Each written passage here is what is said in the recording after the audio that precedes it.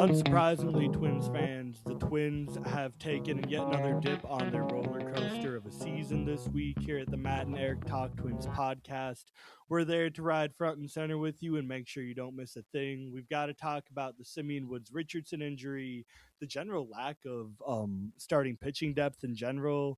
We're going to be talking a little bit about some more guys out of position and the Twins still desperately trying to piece together a bullpen. But before we get to all of that, as always, Matt, how are we feeling about this week? Uh, Reflective. So I was thinking this week, we're now over a third of the way through the season. How does this stack up against, what we thought of this team coming into the year? And I mean, I think I said in one of our last episodes of the spring, I think this is going to be a really frustrating 75 win team. And right now they're playing like it. They're at almost right on a 75 win pace. And honestly, they look like a 75 win team. They just look undermanned, and I don't have a whole lot of confidence in this team, really turning it around.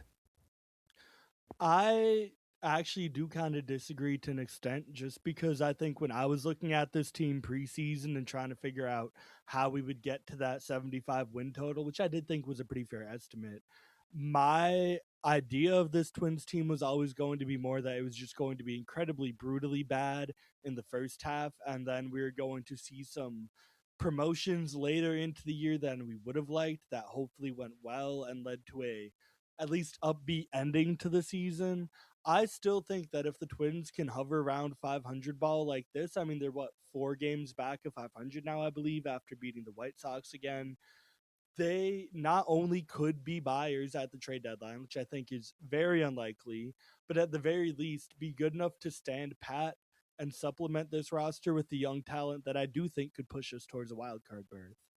Yeah, except that I think a lot of the young talent that we were planning on coming up has either debuted already or is hurt.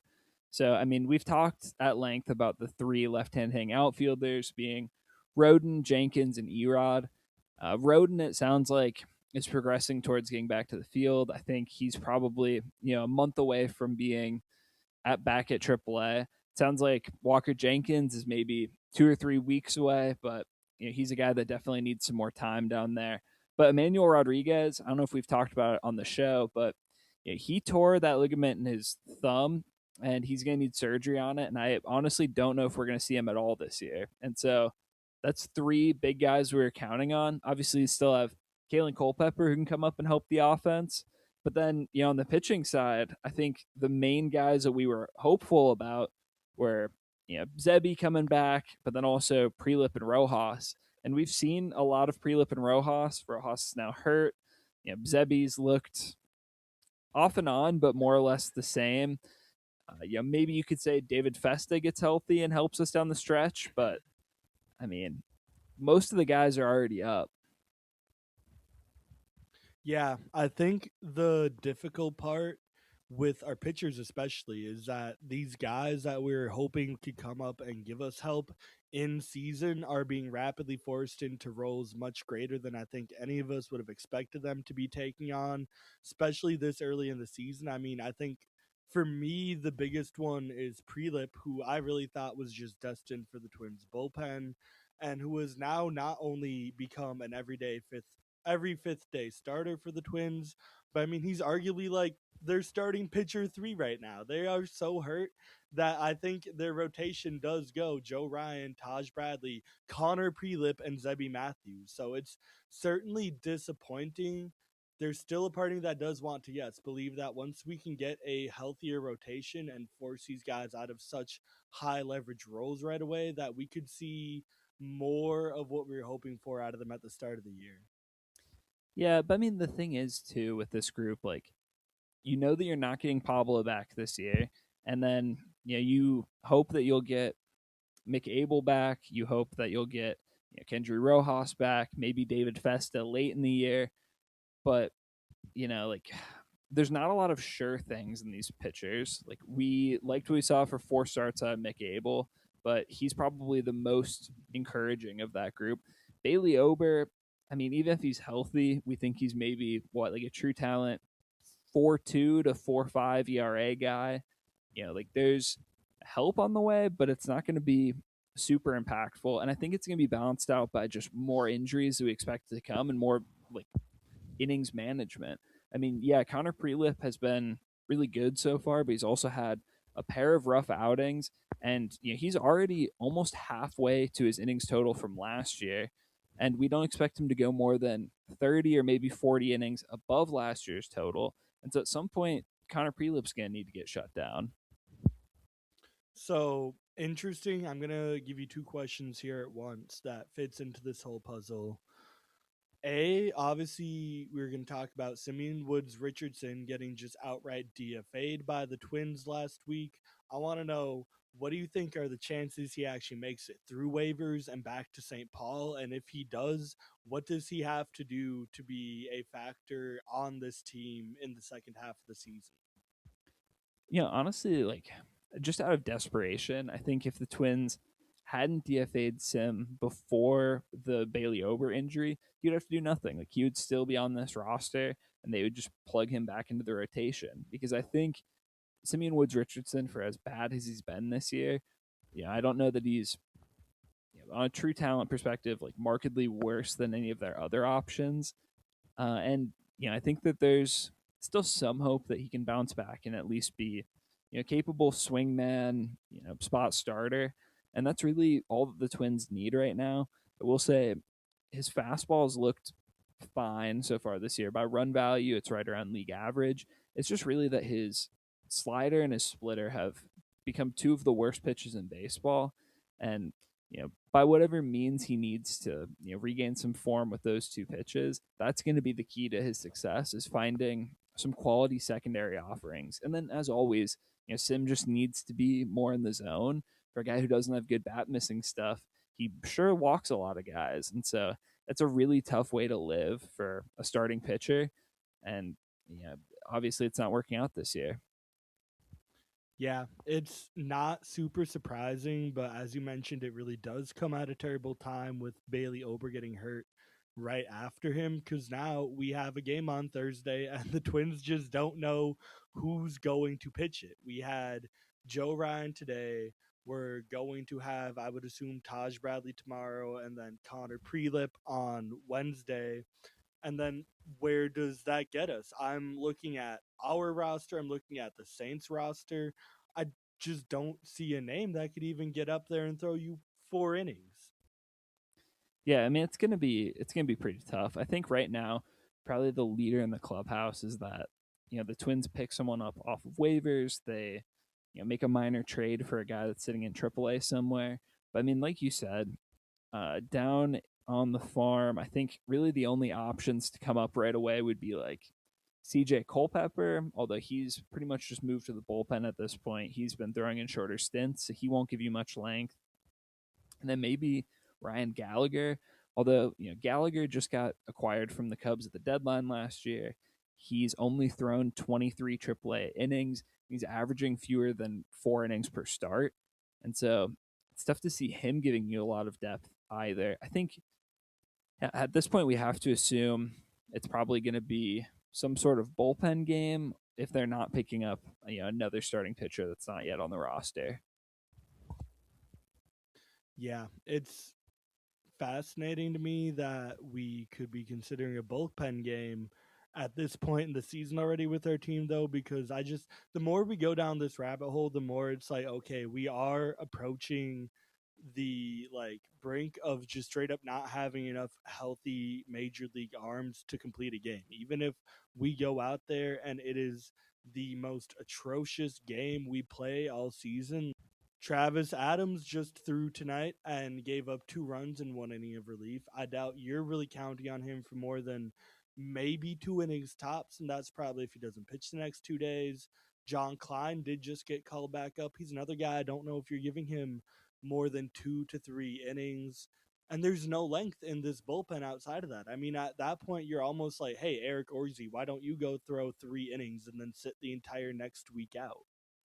Yeah, well, and actually, John Klein was sent down as part of the Bailey Ober move, and that's how they got Mike Paredes up, who weirdly the Twins didn't option today after he threw 65 pitches yesterday. So maybe that's a hint that he might be moving towards at least some sort of role in patching together the game on Thursday. Maybe they're hoping he can get 3 days off, go out and throw another 60 pitches and give them, 3 or 4 innings, and then they can figure it out from there. But agreed, like this is not a bullpen that's tremendously, deep or has a lot of guys who can throw multiple innings, and so it's going to get real interesting. And there's just not a whole lot of options, as you said. And I think this points back to what we talked about in the offseason when the Twins weren't adding to the bullpen. Like at this point, I feel like the bullpen and the rotation is just kind of a big homogenous group of arms, and the Twins are just trying to piece together innings however they can. And we've seen teams be successful with that. The Tigers last year were known for pitching chaos, and they would throw guys 2 or 3 innings out of the bullpen, and they'd be effective. And we would have games where maybe Scooble goes 7, and then they go more conventional with like Finnegan and West out of the bullpen, and then the next day, it's some combination of Keeter Montero and Holton and Brant Herder and whoever else that just put a game together and they're somehow effective and their offense is good enough to win them games. And I think that's probably what the Twins hoped coming into the season, but it has just not turned out that way. And with a couple of key injuries, now it's like there's just not enough talented arms or enough major league level arms in general to get through games every week. Absolutely. So my biggest issue with where the Twins are at, even if you get a guy like Mike Paredes to throw on Thursday and you use him to cobble together a bullpen game, these aren't really issues that are going to sort themselves out anytime soon. Bailey Ober is going to be shut down for at least probably 2 weeks, is what they're saying, which means it could be a good month before we see him again. Mick Abel doesn't really have a clear, concrete time frame to return still, so it could be weeks for him. David Festa is in the same boat as Mick Abel, where at this point we're still just kind of lost on his return timeline. Really, out of even the guys that are hurt, the only one we know is hopefully coming back soon is Kendry Rojas. They did say today that Rojas will hopefully be able to resume throwing this week, which would put him in line to pick up, I guess, what'll be known as the Mike Paredes spot for now next week. But even then, he comes with the caveat that you're not throwing Rojas for more than 4 or 5 innings tops, and then you're taxing out your bullpen again. I do think at some point that if the Twins want to salvage this season, because that's what we're headed towards, is the slim little bit of hope that we have built so far in this season dying out rapidly, quickly with these types of injuries, they need to make a more legitimate move to get a more tenured and serious piece in here. Because even once everybody's healthy, we're still 2 injuries away, I would say, at most, from being right back in this spot where you're asking guys to do things well out of the scope of what they've been training to do and what the Twins have been instructing them to do. Yeah, it's just tough to make those kind of acquisitions mid-season, and that's why, again, going back to the off-season discussions around the bullpen, if they had brought in, 3 or 4 established setup type guys who can, pitch 2 out of 3 days and they can throw full innings, righty versus lefty, and they can, effectively get outs in games where you have leads, that not only helps you win the games that you should, but also stabilizes part of your bullpen. So if you have to mix and match and churn and burn in the back half of the bullpen and have guys ride the shuttle back and forth to AAA, you have enough options where you can do that and still have effective relievers. And then also just not having to throw multiple guys to get through a single inning would be huge for this team. I mean, I don't know how many times we've seen Anthony Bonda go out and get 2 outs and then let up a base runner, and then Orsi has to come in and save him. And then they don't want, Orsi to go more than one up and down. And so then he pitches the next inning.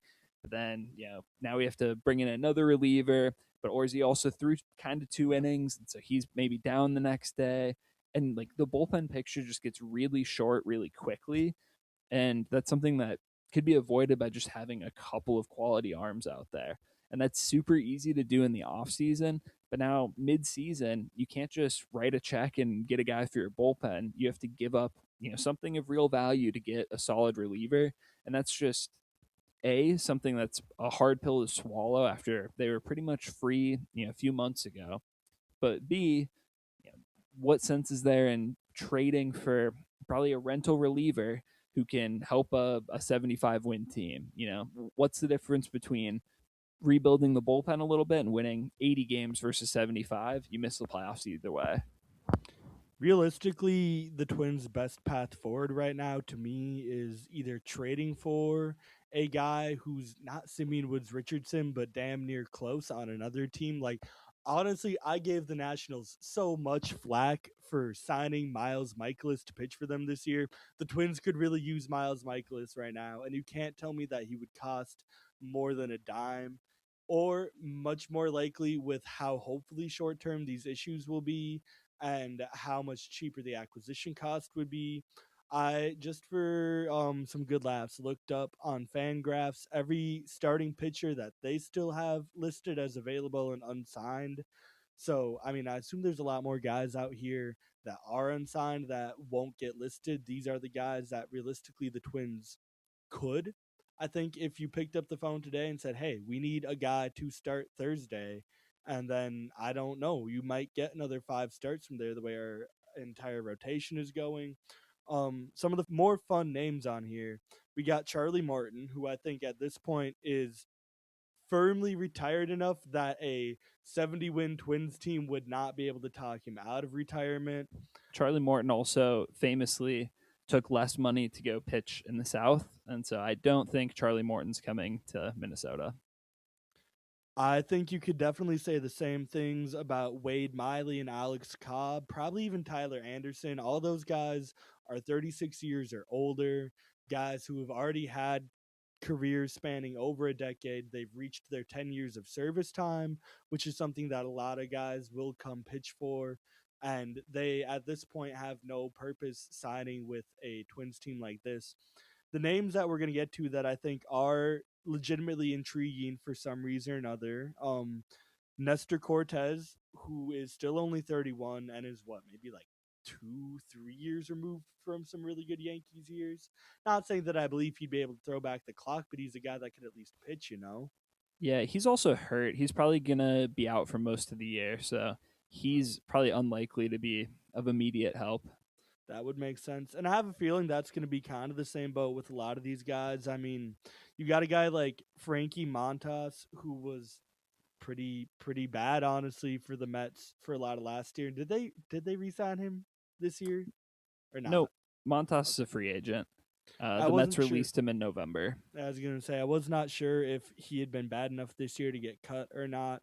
But really, the list thins up incredibly fast after that. John Gray is still out there, but he's 34 and also over his 10 years of service time. You've got names out here like Spencer Turnbull and Tony Gonsolin and Luis Garcia.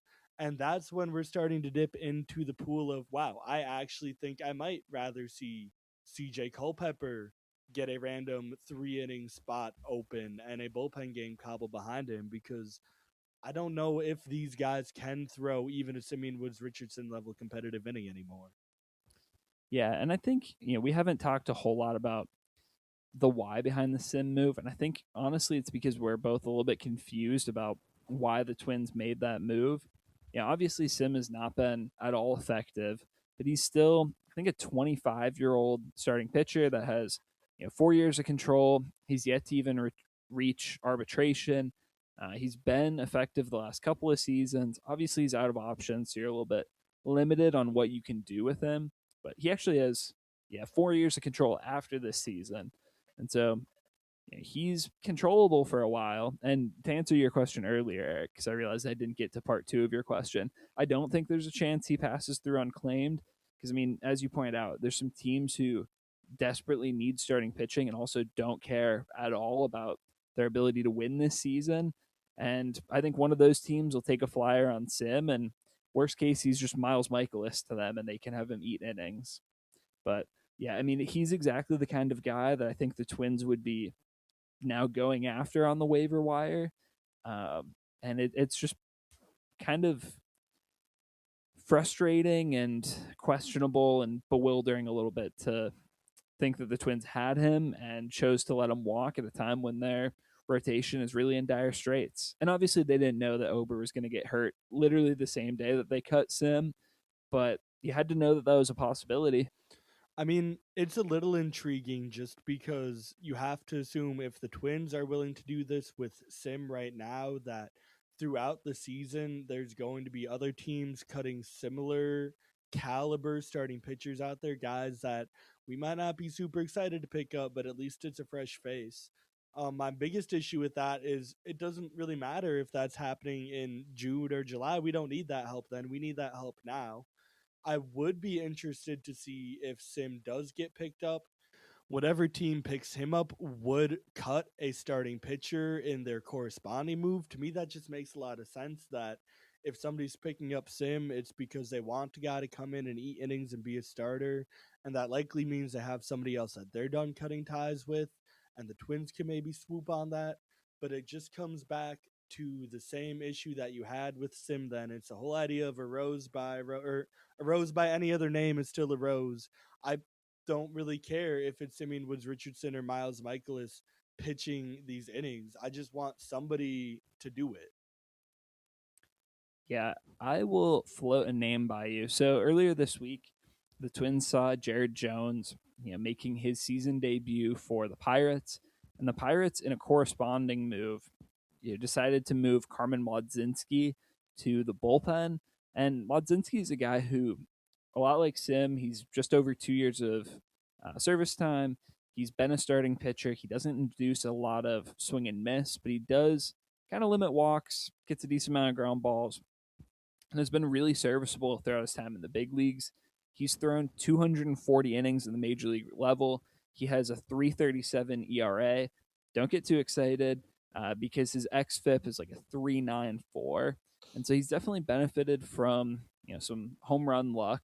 But this is a starting pitcher who throws 95 miles an hour on average. He has 4 more years of control, and the Pirates moved him to the bullpen. He didn't pitch for them for a couple days, and then the Pirates put him on the restricted list. And the word out of Pittsburgh is that the Carmen Mlodzinski didn't take his demotion to the bullpen especially well. He's been very vocal about wanting to be a starting pitcher, and so I wonder if the Pirates would be willing to listen to a trade for Mlodzinski, and potentially the Twins could jump on that. And also of note, Mlodzinski still has one option remaining. And so even if he's not at peak form for the Twins and he regresses towards being maybe like a 4 ERA guy or a 4.5 guy, if the rest of that rotation does get healthy, you could always option him to AAA. I certainly don't hate the sound of that. It sounds even better than what we had with Simeon Woods-Richardson. My biggest issue is I think it would be more difficult for Pittsburgh to move on from him than you would think for two reasons. A, because he does have that option. So, like you said, they could just tell him, hey, if you don't want to be in the bullpen, you're going to go down to AAA. We'll let you keep starting. If we need help again, we'll bring you back up. But you're going to be in AAA if you want to keep starting. And if he agrees to that, I don't see a world where trading him benefits the Pirates any more than just stashing him in AAA. Because if the Pirates only were able to bump him out of their rotation because Jared Jones came back and was healthy, it kind of tells me that they're in the same boat where, yeah, right now they have a fully healthy rotation and it's great. They like the guys they have and they don't really want or need Carmen. I'm not even going to go after his last name. But yeah, they certainly don't really have the depth to be sparing a guy like that right now either. So I would love for the Twins to get active on that. I'd be shocked if Pittsburgh is really that interested. I mean, I'll push back on that a little bit, just because Pittsburgh is always deep on arms. Yeah, it took Jared Jones returning to push him out of the rotation, but again, this is a guy who has a 3.3 career ERA, so it's not like he's a guy that the Pirates were actively trying to find a replacement for. I mean, you just look at the Pirates' top five, and obviously it's Skeens, Jones, Keller. Then you also have kind of breakout star Braxton Ashcraft and former top prospect Bubba Chandler, and that's their five with Mlodzinski in the pen. And then you look down on the farm, and their top three starting pitching prospects all have debuted in the big leagues.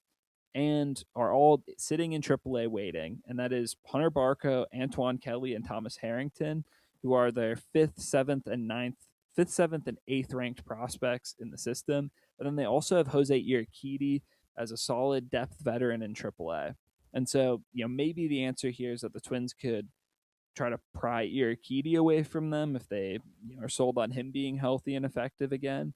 But the Pirates definitely have quite a bit of starting pitching depth.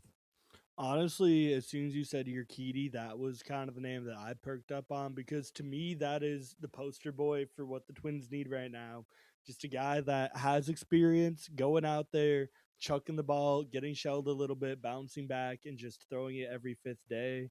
If he's healthy, I think that's like your ideal trade because let's be real, Jose Urquidy is going for cash considerations. The Twins don't really need to be investing in a serious piece here because ultimately this is the Simeon Woods-Richardson replacement, which means that I don't think they should do this, but in an ideal world, in like a month or two, if all the Twins are healthy again, Urquidy is no longer in the picture and they could just end up DFAing him again. So I don't want to really spend much capital on getting this replacement in here, but you can't tell me that it's impossible to go out and find a Jose Urquidy level replacement for the next month. Fair. I guess it just depends on what you're trying to get out of this replacement. You can always find an Urquidy level, replacement level starting pitcher who can eat 5 innings and give up 3 runs, and like that's always going to be pretty much free on the trade market. And so that's not so much my concern. I just think overall this Twins team we know is an arm or a few short. And so if you can get a guy who's controllable, can maybe be part of longer term picture and isn't super expensive, I think that should be the preferred route, especially as we said for a Twins team that doesn't have too much for aspirations in 2026. Maybe it's just because of how they've handled the bullpen. I'm looking at this a lot more realistically in alignment with how the Twins have been moving throughout all this year. And as with this, we can loop in the Justin Lawrence acquisition that the Twins just made. He was going to get DFA'd. They traded cash considerations for him, and he's probably immediately going into the bullpen. It's giving me shades of Yandris Gomez. It's giving me shades of a few other guys who, like Garrett Acton, who just got picked up and thrown in there. That's still what I think the Twins are going to target, personally, what I believe they will do. And I guess I'm not as upset with that as I would be, honestly, if they were swinging for like a bigger name reliever. I think, if anything, right now, the Twins should still be focused on upgrading your relievers, maybe your outfield, but I really think you just got to wait for some good health. And then just your general first base DH conglomerate situation, I think, are all still larger needs for the Twins right now over their starting pitching woes. Yeah, I mean, just upgrade the whole roster, right? Like that's their whole team as a whole right now. But yeah, I mean, I guess we should give a little bit of background on Justin Lawrence. So he's a guy who's always had super intriguing stuff back even in his Colorado days, and he's been effectively wild. He has a pretty high walk rate, over 11% for his career. He also misses a decent number of bats, although not as many as you'd expect for funky right-hander who can touch 100. He's only averaging in his career about a 22% strikeout rate, which is below average for a reliever. Where he makes it up is with his ground ball rate, his career average right around 50%. And so you look at all the pieces and you say, this guy can miss some bats, in good years. He can have a strikeout rate upwards of 25 to 30%. He keeps the ball on the ground. The big key is just going to be keeping him in the strike zone. And, honestly, looking at the other Twins relievers that we've seen this season, this is like it's like if Justin Topa threw 5 miles an hour harder, is how I would describe Justin Lawrence here. And that seems like a pretty big upgrade for me. Even if it doesn't work out, he was literally free, and you can at least squint and see some upside. I do appreciate the defensively challenged Minnesota Twins with a weird three-headed monster of Ryan Kreidler, Orlando Arcia, and Tristan Gray at short, with the still defensively deficient Luke Keeschel at second base, and either Cody Clemens, who just I guess, does not have a defensive home anymore, or Josh Bell at first, and then they dropped a ground ball pitcher like Justin Lawrence into that mess. Obviously, beggars cannot be choosers at this time of year, but it's just one of those things that immediately makes you chuckle because it's kind of like, of course, this is what the Twins end up with. Like, don't get me wrong, I agree with your ultimate take that it's more exciting than Justin Topa. Even if these upgrades are incredibly, incredibly incremental, we're still inching in the right direction. But this one definitely feels like more of a stumble than a step. Yeah, also Justin Topa got released like a week ago, and I've not heard of him signing anywhere else. So I think that tells you what the baseball industry thinks of Justin Topa.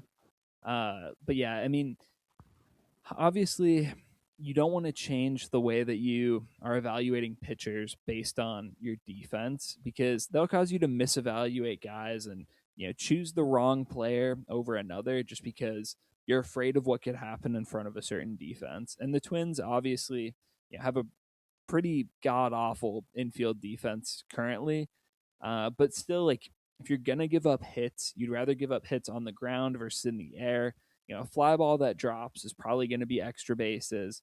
A ground ball that sneaks through is probably not killing you. And so, if you're going to give up hits somewhere, you might as well give up hits on the ground, and then you'll at least need multiple hits before you're giving up runs. And we know that this Twins bullpen's probably giving up multiple hits, if we're being honest. I think that much is a given. What I like the most about how the Twins have been going about building this roster is their seeming belief that there isn't really issues defensively. We as fans have been talking a lot about how we believe that the Twins lack a lot of talent defensively, and how I think even just shuffling the players they do have into more ideal situations would create better results in general. But outside of the Twins moving Brooks Lee to third base because they really like his third base defense, they seem to largely be content with telling themselves that, yeah, Tristan Gray and Ryan Kreidler and Orlando Arcia do make up a passable shortstop. And Luke Keishel's young. He'll learn more about second base. And we still have Byron Buxton to cover 80% of the outfield. So I guess I tip my cap to the Twins for being able to stay so consistently delusional with the state of our defense right now. Yeah, and I will say there's been some success stories. I mean, Cody Clemens has learned first base on the fly, and as of a few days ago, he was leading all first basemen in defensive runs saved, and so that's a big win for them. They taught a guy a position and turned him into a really good defender there. And then naturally, as soon as he was getting settled in at first base, he became what? A center fielder this week? Yeah. Yeah, I mean, that's a whole nother can of worms that we can get into. But I mean, he's not a super athletic or fast or gifted defender, and they're like, put him in center. He'll figure it out, which also says a lot about Austin Martin and James Outman. But I mean, the Twins have had some wins in some places. Even if it doesn't work out with Cody Clemens in center, he's been a very good defensive first baseman. We've seen Trevor Larnach take steps forward this year in left to the point where he's a passable defender out there.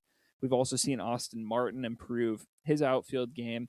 His arm is still an issue, but otherwise he's getting better reads, better jumps. He's super athletic and fast, and he's been, an average or better right fielder this season. And so there's been some developmental success stories, but it's really overshadowed, like you said, by having to play Josh Bell and having to play Luke Keishel and whatever the shortstop situation is, and a pair of catchers who cannot throw or really frame all that well. Like, I think part of the discussion around Ryan Jeffers that gets lost is that he wins a lot of ABS challenges, but every ABS challenge that gets overturned is a strike that he didn't earn with his receiving.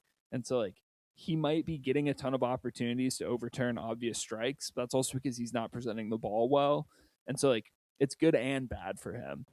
And so, everywhere you look for this team, there's a lot of question marks defensively. And I don't know that we have any answers coming.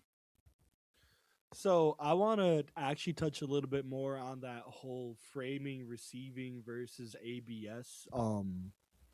I guess just debate around catchers right now, because I have seen a lot of chatter, and I'm not sure I believe in it, but I've been certainly looking at it and thinking about it more, the idea that catcher framing almost does not exist, or not exist, but doesn't matter because their knowledge of the zone is so great that they're going to clean up all those strikes they don't get by framing.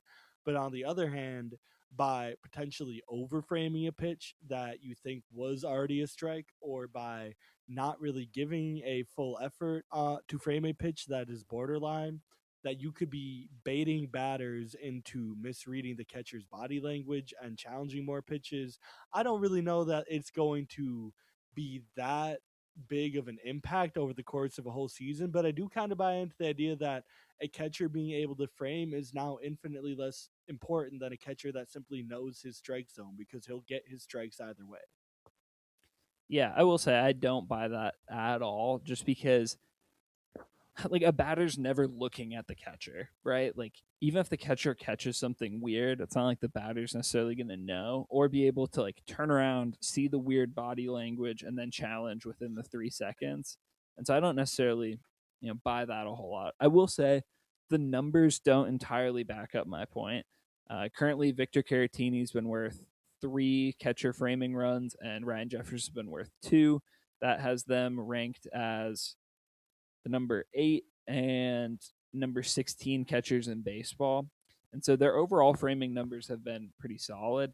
I guess, maybe it is just that Ryan Jeffers is more aggressive on challenging pitches, which I think has been a positive so far. But just to my broader point, like pretty much the whole infield is a question mark defensively. And then when we don't have Buxton in center field immediately becomes a question mark. And so it's really hard to have a good pitching staff, even if you have swing and miss arms and talented pitchers on the mound, when you have no infield to play in front of them. Yeah. Since we're reopening the outfield can of worms as well, I'm gonna come back now so I can go in on James Outman for, I believe, the second week that I've been here at least in a row. I don't see anybody in the local media, national media, even like the team just voluntarily offering input and information on James Outman. And I don't know why nobody's talking about him, because if he's not playing center field over Ryan Kreidler or over Cody Clemens of all people, then he really truly has no place on this roster. We don't need him being an outfield corner platoon bat with Austin Martin, because A, in an ideal world, Austin Martin is already just platooning with Trevor Larnach, and B, I think that Austin Martin is straight up a better hitter against righties than James Outman is. I think when we were looking at this even in spring training and trying to find a reason to fit him onto the roster, because it seemed pretty clear and obvious the Twins were going to. The only real answer was, this is your Jake Cave emergency fourth outfielder, buck backup that you feel good playing every day defensively in center field if you need, and we were all content with that. But clearly the Twins don't believe that, so he now does what on this team? Yeah, I mean, at the point where you're playing Cody Clemens over him in center field, or Ryan Kreidler, who barely has a spot on this roster, he becomes pretty valueless. And I mean, there's just very little to like with James Outman. I mean, we've talked about it at length, but in 2023, he had his only good year in the big leagues. He put up a 117 WRC plus. He was legitimately a very good center fielder. Put up almost 4 WAR. Hit 23 homers. Was a great player. Still, the warning signs were even there in a great season for him with a 32% strikeout rate. From there, his 161 batting average this season represents a high of any of the 3 seasons since 2023. In 2024, he played in 53 games, had a 147 batting average, 256 on base, and a 265 slug. And then it just goes down from there. He's had WRC pluses of 53, 48, and 39 the last 3 years. He's also backed up defensively after being worth 8 runs in center field in 2023. He's been about average since then. And even looking at his sprint speed, he's in the 66th percentile, down around 27.9 miles or feet per second, excuse me. And so overall, it's like, this guy's an average center field defender.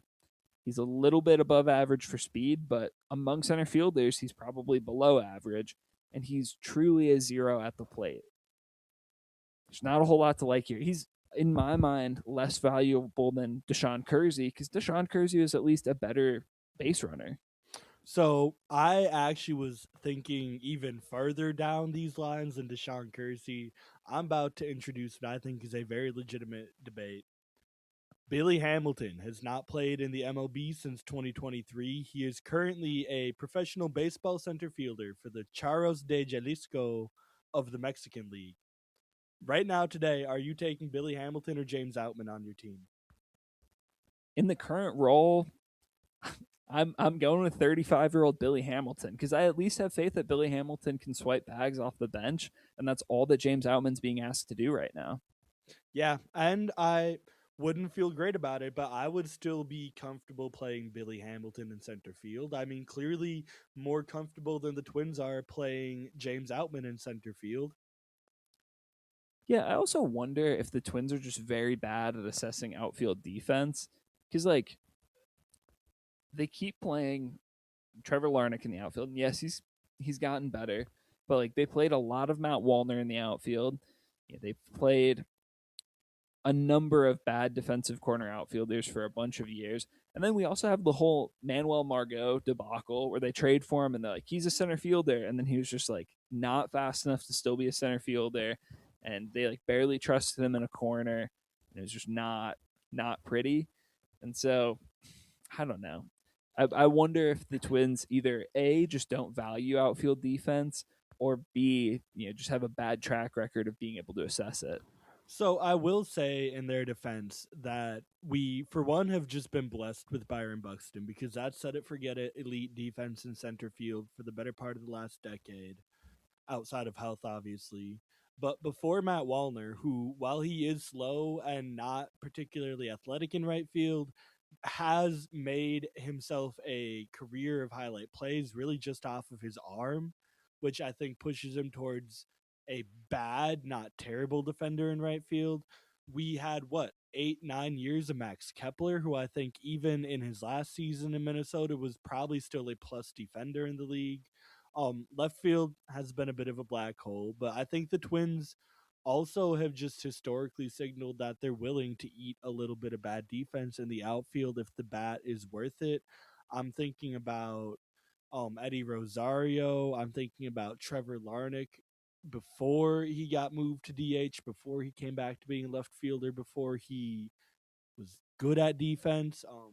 Honestly, these are just the names I want to shout out. These aren't even guys that were part of any regime that had anything to do with what the Twins are doing now. But like Josh Willingham and Jason Kubel back in left field was pretty fun. But overall, I think the Twins do just kind of have a philosophy of being okay with bad corner outfield defense with good bat results. And I'm not gonna say that I like hate that much. I'm okay with that general team building idea. Yeah, I mean, overall, Matt Wallner, I disagree a little bit. I think he's, you know, turned into a really poor defensive right fielder. I think early in his career, he had the arm strength to like produce some value there, and he was fast and athletic enough that he could, have average-ish range. Sure, some balls dropped that, some other right fielders get to, but he was at least passable. I think just from the eye test, he's not moving quite as well in the outfield. It could be that he's been a little bit banged up at times, but he was really bad this season in right field. By outs above average, he was worth -3 runs in right, and that's without playing full time and sitting on the bench quite a bit so far this year. And so I'm not a Matt Wallner believer in right. And overall, like this current Twins regime just kind of inherited Max Kepler and Byron Buxton, and they kept playing them. But those aren't guys that they went out and sought to acquire. And you look at all the other guys that they've brought in throughout the years in the corner outfield, and there's not a lot of good defense there. I mean, yes, you can say Michael A. Taylor was a defensive stud in center field that they went out and traded for one year, but also at the time they traded for him, it was to be the backup. And so I think for starting corner outfielders, they just don't care about defense. So I do push back a little bit on the idea that especially Max Kepler can't be counted towards this regime in terms of priority just because they didn't bring him in. There was a good probably 3 to 4 years of constant trade speculation around Max Kepler. Obviously, some of that was just him having some down years and the team not wanting to sell low. But like they had multiple opportunities in season, off season, over almost the better part of half a decade to move on from Max Kepler, and they chose not to. And you have to imagine that a large part of that was they appreciated the stability and the defense that he brought to right field. He was not always an elite hitter. In fact, many years he was a below league average hitter, and the Twins continued to ride with him till well past his prime. Although he's not the only left-handed hitting corner outfielder that they've rode with for more years than we would like them to. And nobody's saying that Trevor Larnach's a great defender in the outfield. Nobody's saying that Matt Wallner's a great defender in the outfield. It could just be that this Twins team loves left-handed hitting corner outfielders and loves left-handed hitters in general. Like they might just overvalue left-handed hitting outfielders, and defense is not even a part of this. I would absolutely buy into that theory wholeheartedly with no hesitation because it makes more sense than a lot of the hoops that you have to jump through to justify a lot of these guys and their length of stay on the roster. I do also think there is an element of them just being okay enough.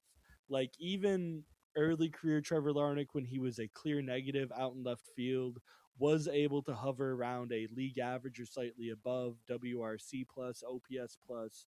Same thing with Max Kepler, although inversed, where even in the years where he was hitting very definitively below a league average, he was still providing top 10 ish right field defense in the game. And so I do think there could also just simply be an element of, hey, these guys are fine. We have bigger fires to be putting out.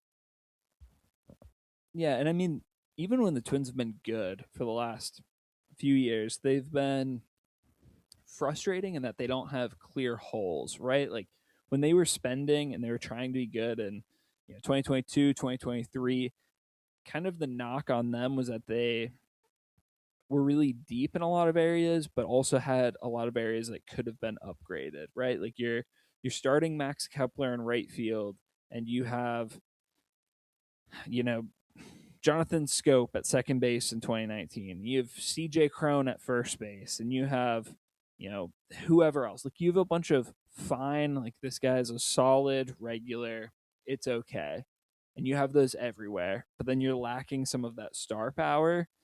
And now, as we've seen, this roster get diluted and them have less and less capital to work with to build out this roster, they no longer have the ability to spend $10 million on a first baseman or to spend $6 million on a backup shortstop.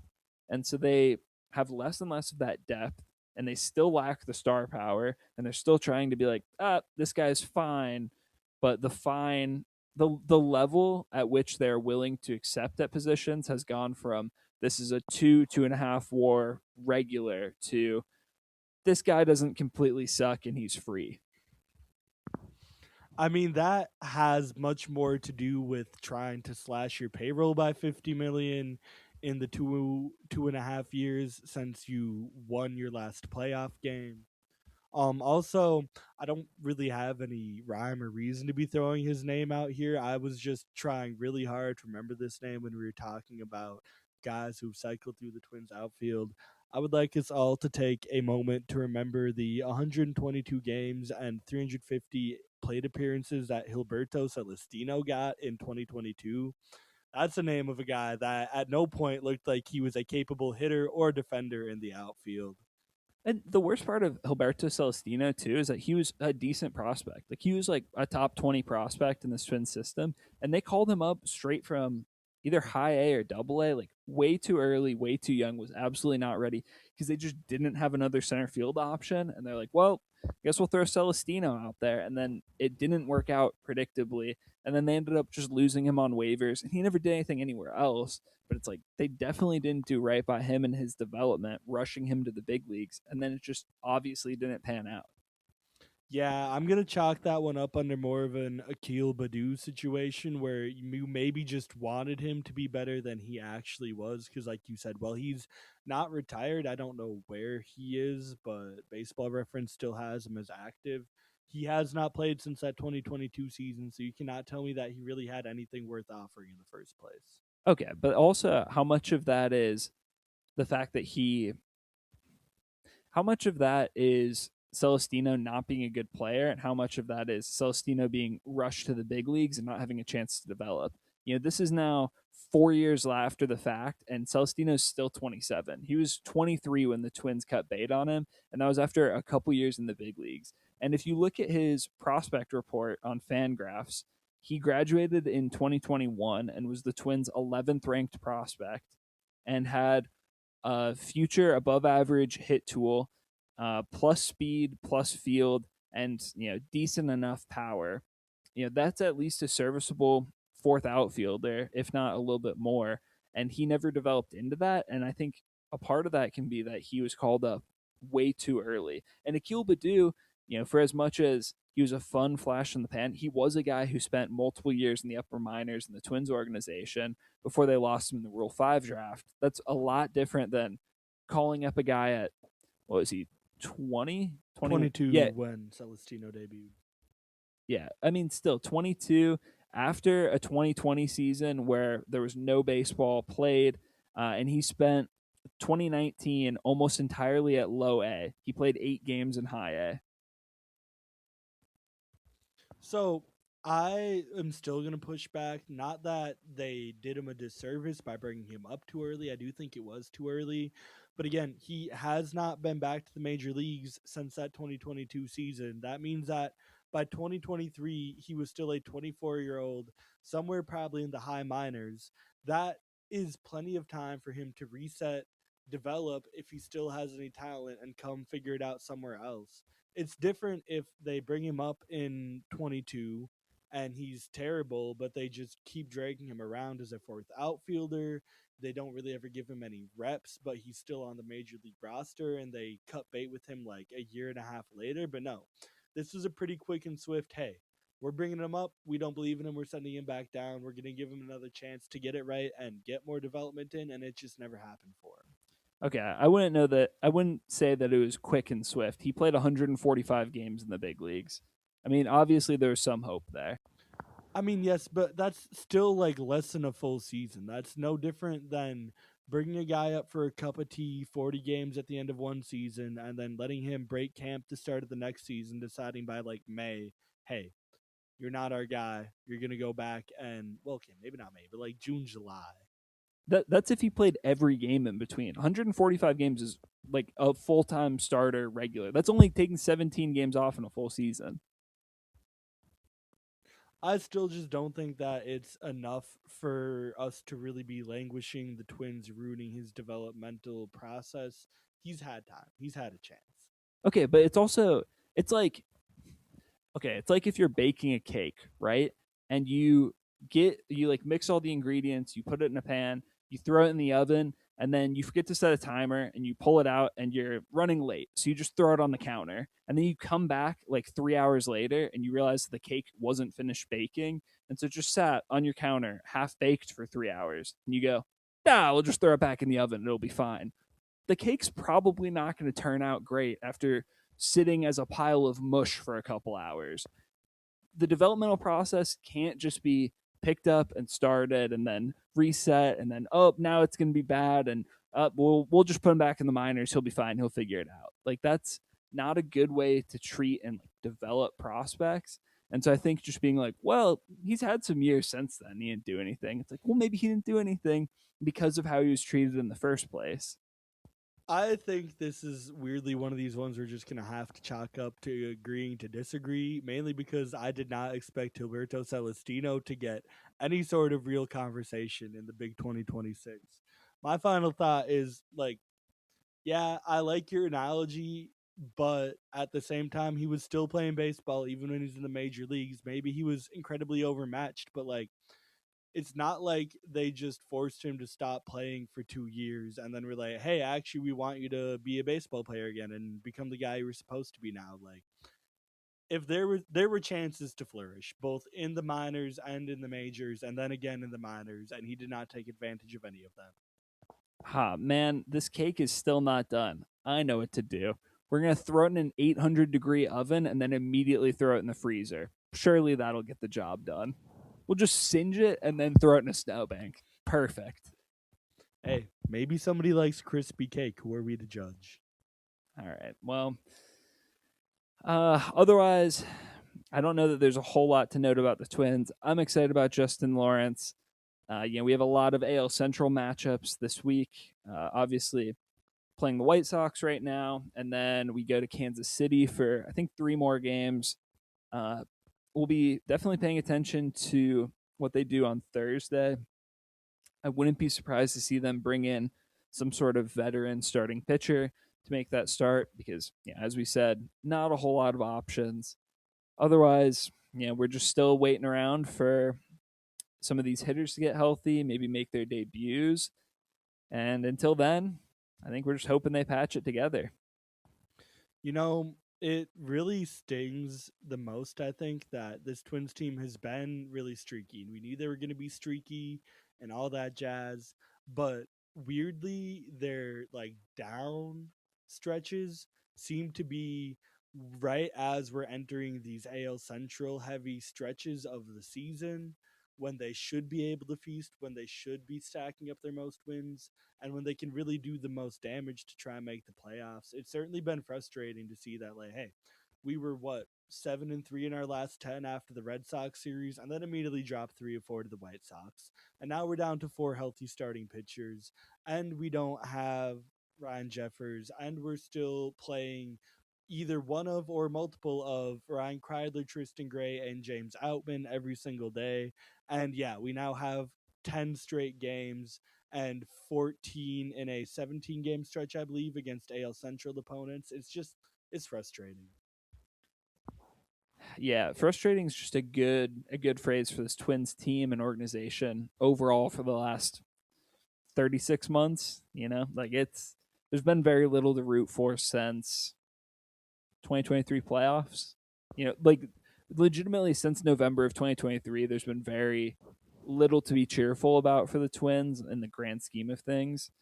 And it's tiring, and we definitely try to look for the good, but I'm watching Ted Lasso right now for the first time, and there's a phrase where they said it's the hope that kills, and it definitely feels that way with the Twins. Like every time you get excited about them, every time you think maybe this team might be turning a corner, they cut the payroll, or Royce Lewis tears his ACL, or Buxton gets hurt again, or whatever. There's a laundry list of things, and it just feels like more and more this is just a team that just really struggles to get over the hump.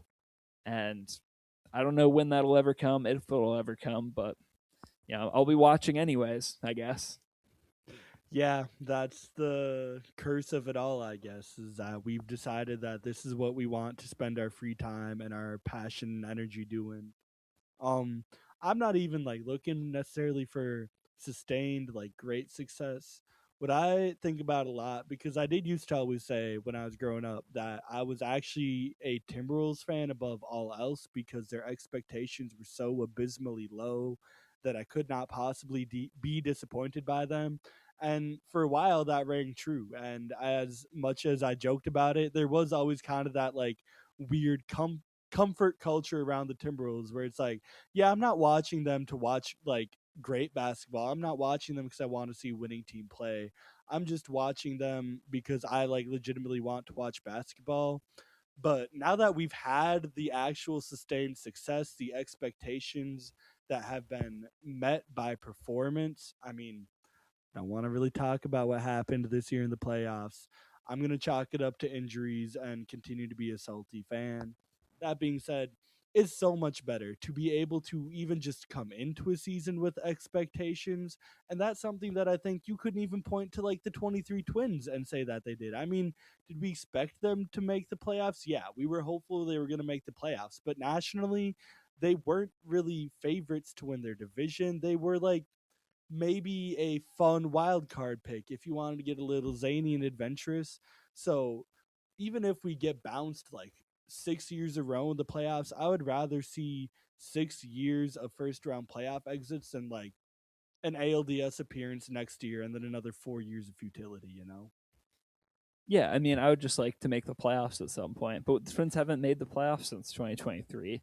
Also, I think it's hilarious that you just, little Eric just wanted to watch Nikola Pekovic, and now you're yelling at your TV at Julius Randle going like 3 of 15 from the field. I am just really proud of that Nikola Pekovic pull, a man that should always be brought up in more conversations. Yeah, criminal Nikola Pekovic. Well, I don't think he himself is a criminal. He's actually a politician in Montenegro, but he does have known ties to professional criminal mafia organizations in Montenegro. So, man, I hope our podcast is not popular in Montenegro. I don't want to get on a powerful politician's bad side. I don't know. It would be really cool to meet Nikola Pekovic. He's the current president of the Montenegro Basketball Federation. Hell yeah. Do you think they're any good? I don't know.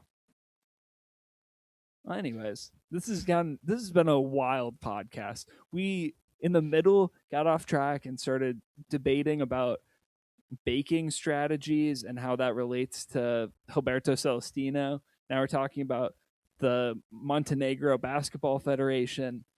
I think that's really a good indicator of where this Twins team is at. We want to talk about anything, including Twins teams of the past, rather than talk about the current reality of the team. And I mean, what can you do? Isn't it crazy to think that in hopefully like 5 years, we're probably still going to be watching a crappy Twins team, but now these are the teams that we're going to be romanticizing. Like, yeah, it sucks now. But do you remember when like Tristan Gray was leading the MLB in grand slams for like half a year? Which, fun fact, he is now doing again. After he hit his grand slam tonight against the White Sox, he is the only player in the MLB as of June 1st to hit 2 grand slams. That's wild. Yeah, I'm just trying to think about who these guys are going to compare to in the past. I don't know. I think like John Klein is the new like Anthony Slamma, or like Yoendrys Gomez is like, I don't know, Matt Guerrier. Matt Guerrier was good though. That's shade at Matt Guerrier that he does not deserve. I'll have to think about this more, but that's a good point. I mean, we do love talking about the Andrew Swarzaks and the whoever, like random players from 2015, and eventually that will be this Twins team. Although I would rather talk about a playoff team because the 2010 Twins are way more fun to talk about than the mid 2010s Twins. I don't disagree, but before we sign off, I want to give you one last challenging question, I would say.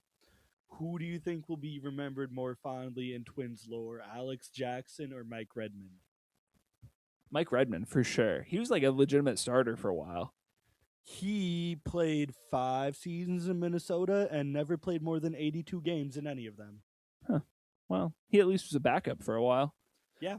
Also, I'd like to... So, for any listeners who have not heard about my baseball cards, which I don't think we've ever talked about, I have a collection of Twins cards, and I try to have an autographed card of every memorable Twin since I started watching the Twins in 2010. And so I have, at this point, like a couple hundred Twins autographs of random players throughout the years. And I try to keep it to guys who have played in the big leagues and were, memorable Twins. And I made the mistake of buying an Eric Wagaman card going into the year, and I think that just needs to be like burned. So I just thought I'd throw that out there. If we're talking about miscellaneous Twins who will be lost in the record books, I have record of Eric Wagaman. Do you think that's like cursing the team? Is that why we've been so up and down and bumpy and hurt this year? Is the gods are upset that you believed so much in Eric Wagaman just for the Twins to DFA? Well, did they DFA him? Yeah, they DFA. Yeah, they sure did. Yeah. It could be. This is the first time that I ever bought a player's card before they ever debuted for the team, and I think I did that with 3 different players this year, and it was Orzi, Jackson, and Wagaman. And so So maybe what's actually happened is Eric Wegeman is the Minnesota Twins savior, and the reason we've been so bad is the Twins have been suppressing his talent and undeniable just culture floor raising abilities. I don't know about that because he then went to the Mets, and we know how things are going there. Somehow worse than in Minnesota. Go Mets. Yeah. Anyways, we've gotten wildly off track. We'll be back next week, hopefully with some more, positive Twins talk. Maybe something good will have happened. Who knows? Until then, you can continue to find us on Apple, Spotify, YouTube, pretty much wherever you get your podcasts. We're also both on Twitter, so you can follow us there for any in the moment Twins news. But until then, we will see you next week.